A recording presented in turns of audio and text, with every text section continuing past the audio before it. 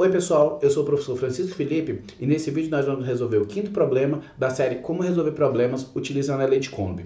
Nesse vídeo nós vamos resolver o exercício 39 do capítulo 26 do livro do Randall, Física, uma abordagem estratégica. Se você está curioso para ver os outros problemas que já foram resolvidos, é só você olhar aqui na descrição que tem todos eles aí embaixo. Então vamos lá à resolução do problema. Nesse problema, são dadas 3 cargas pontuais, separadas por uma certa distância, e é pedida qual é a força que atua sobre a carga de menos 10 Coulomb, ou seja, ele quer saber justamente qual é a força que atua nessa carga. Então vamos lá, para resolver esse problema, o que é que eu vou fazer?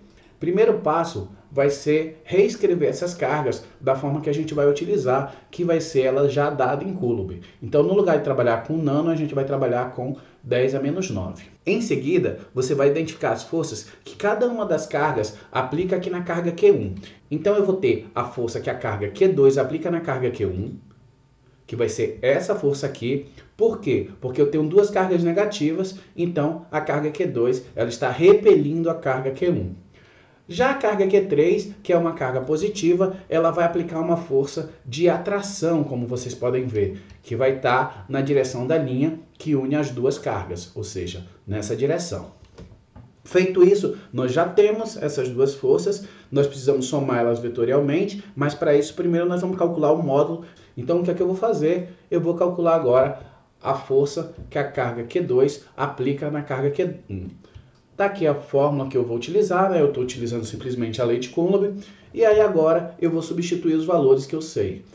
Então eu tenho aqui o valor da constante, eu tenho o valor da carga Q2, que é esse aqui, lembrando que eu vou ter que colocar o módulo dessa carga, e eu vou também ter que colocar o módulo da carga Q1. Então está aqui o valor da carga Q1. Só lembrando que aqui eu coloquei 10 a menos 8, porque aqui eu tinha 10 vezes 10 a menos 9, então ficou 10 a menos 8. Então eu fiz isso aqui. Fazendo as contas, eu vou ter isso aqui, onde eu já peguei esse valor e multipliquei por esse, por isso que deu isso aqui.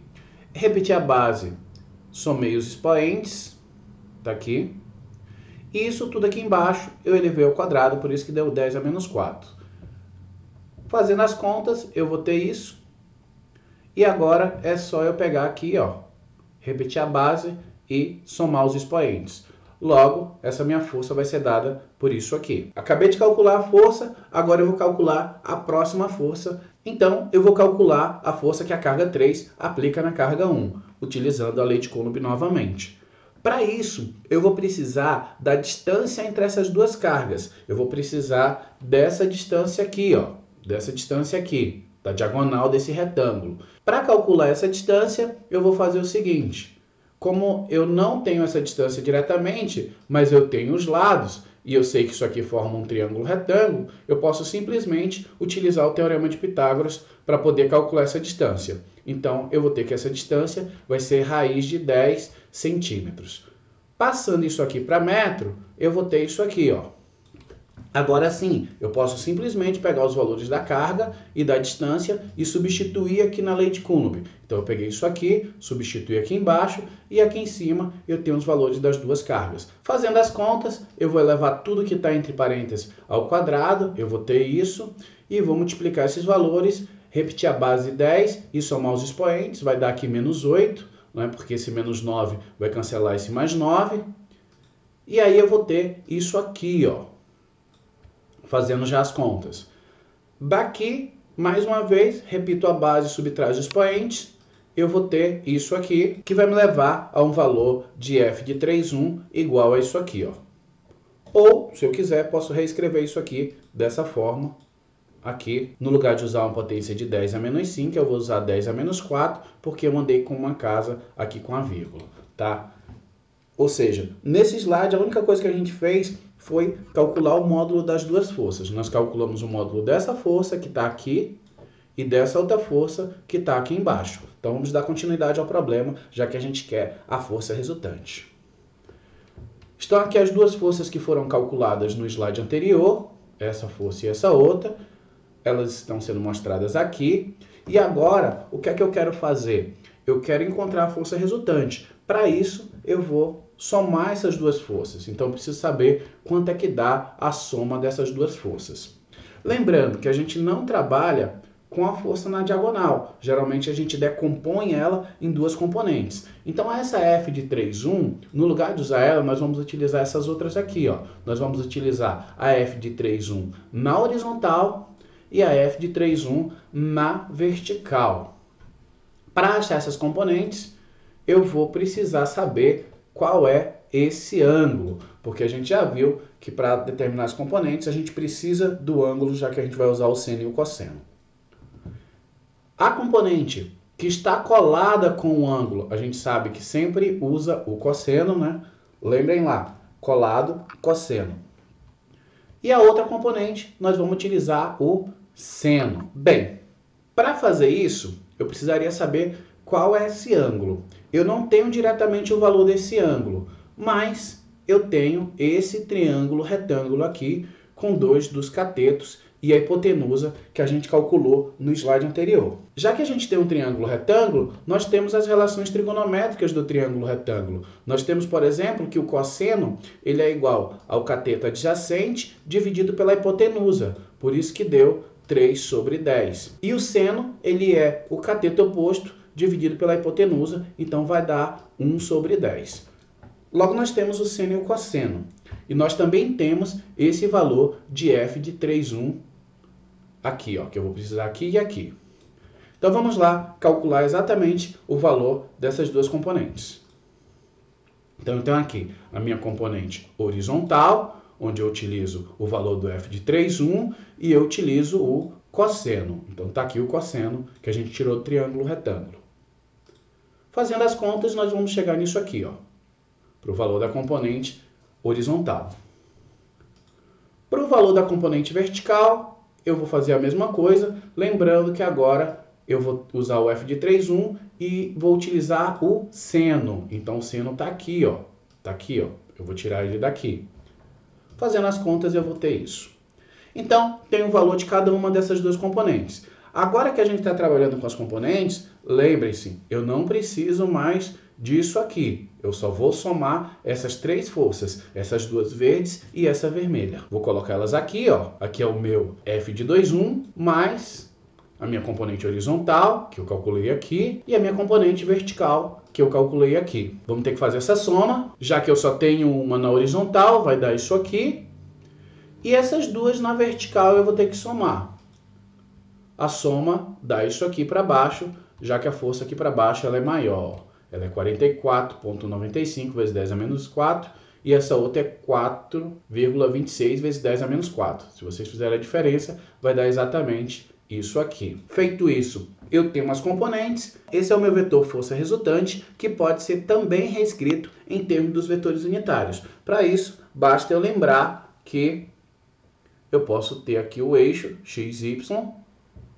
Nessa direção, eu tenho o vetor unitário I. Aqui eu também tenho o versor J.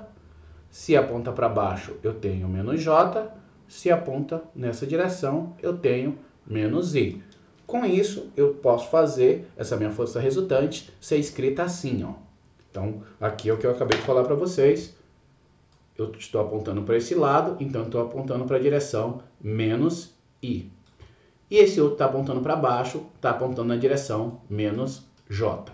Então, está aí o meu vetor força resultante escrito em termos dos versores, né? Outra coisa, eu posso calcular o módulo desse vetor resultante. Eu vou só reescrever ele aqui embaixo para ficar mais claro. Então, eu tenho aqui esses dois vetores, ó. Esse vetor aqui está aqui, esse outro vetor ele também está aqui. E a soma desses dois vetores, o módulo desse vetor, vai ser o módulo desse vetor aqui, ó. E como é que eu faço isso? Eu simplesmente pego cada componente, elevo ao quadrado, somo e tiro a raiz quadrada. Por quê? Porque eu vou ter aqui, ó, um vetor que vai ser exatamente o tamanho dessa hipotenusa aqui, ó, desse triângulo retângulo. Então, ó, precisou calcular o módulo do vetor força resultante, é só você pegar cada uma das componentes, elevar ao quadrado, somar e tirar a raiz. Tudo bem, então nós já temos o vetor força resultante, nós temos o módulo desse vetor, mas o problema, ele pede o seguinte: Além do módulo do vetor, ele pede qual é o ângulo medido em sentido horário ou anti-horário a partir do semi-eixo x positivo. Ou seja, ele quer saber, dado o meu vetor força resultante, que a gente fez assim, ó, que a gente simplesmente somou os outros vetores e chegou no módulo dele, a partir das componentes que deu como resultado daqui, se eu desenhar ele aqui, ó, ele vai querer saber qual é o ângulo que esse vetor forma, seja no sentido horário ou no sentido anti-horário. Como é que a gente vai identificar isso? Como é que a gente vai descobrir esse ângulo? A única coisa, a princípio, que dá para ver aqui é o seguinte: se eu quisesse determinar esse ângulo aqui, eu vou chamar de alfa, seria fácil. Por quê? Porque eu tenho exatamente o tamanho dessas duas componentes. Ou seja, eu tenho esses dois catetos. E aí eu sei que a minha tangente ela vai ser dada pelo cateto oposto dividida pelo cateto adjacente. Se a minha tangente de alfa é isso, então o meu alfa vai ser dado por isso aqui, ó. Se vocês fizerem as contas, vocês vão chegar para um valor de alfa aproximadamente igual a 72,55 graus. Esse aqui é o meu valor de alfa. Esse alfa, medido aí embaixo, ele também pode ser medido em relação ao eixo x. Basta eu fazer isso aqui, ó. Se eu quero o valor do ângulo que essa força faz com o eixo x, seja horário ou anti-horário, basta eu fazer o seguinte. No caso aqui eu vou procurar no sentido horário. Eu vou procurar esse ângulo bem aqui, ó. Esse ângulo que eu vou chamar de beta.